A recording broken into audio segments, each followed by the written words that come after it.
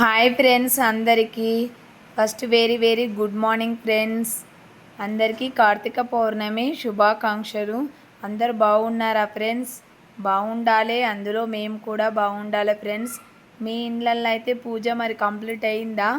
మాదైతే కంప్లీట్ అయింది ఫ్రెండ్స్. మా ఇంట్లో అయితే కంప్లీట్ చేసుకున్నాం. ఇక మా కూతురు, మా బాబు, ఇక మా సారు ముగ్గురు కలిసి అయితే పూజ చేసిర్రు.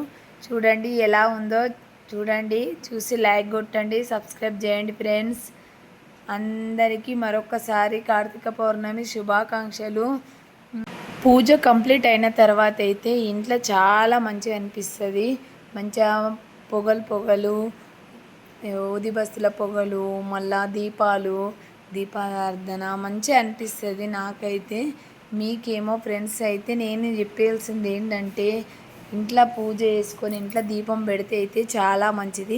ఇంకా కార్తీక మాసంలో ప్రతిరోజు పెట్టడం వలన చాలా పుణ్యం కూడా వస్తుంది. ఇక వీలు తీరు ఫ్రెండ్స్, ఎందుకంటే ఇక కొందరికి వీలు కాదు, కొందరికి వీలవుతుంది. ఇక ఎవరిష్టం వాళ్ళది. కాకపోతే కార్తీక మాసం అంటే మెయిన్ శ్రావణం తర్వాత కార్తీక మాసం, ఈ 2 నెలలు మాత్రం ఖచ్చితంగా దీపారాధన చెయ్యాలి. చాలా మంచిది, ఇంటికి కూడా చాలా మంచిది.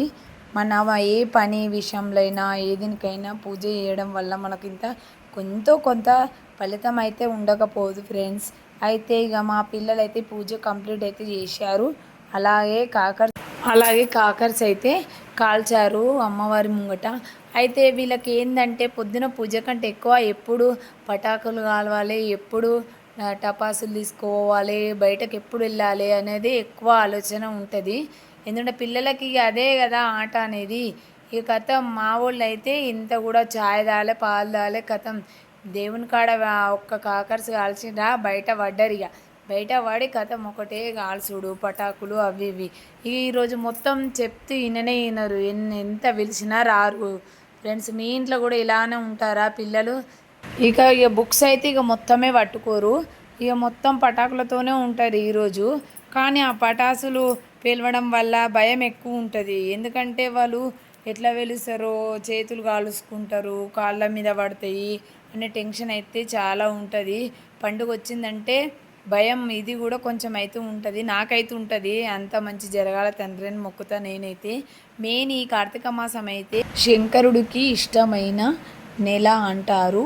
కార్తీక పౌర్ణమి రోజు మాత్రం ఖచ్చితంగా శంకరుని ఓం నమ శివాయ, శంకరుని మళ్ళీ లక్ష్మీనారాయణ శక్తి అనేది వస్తుందట.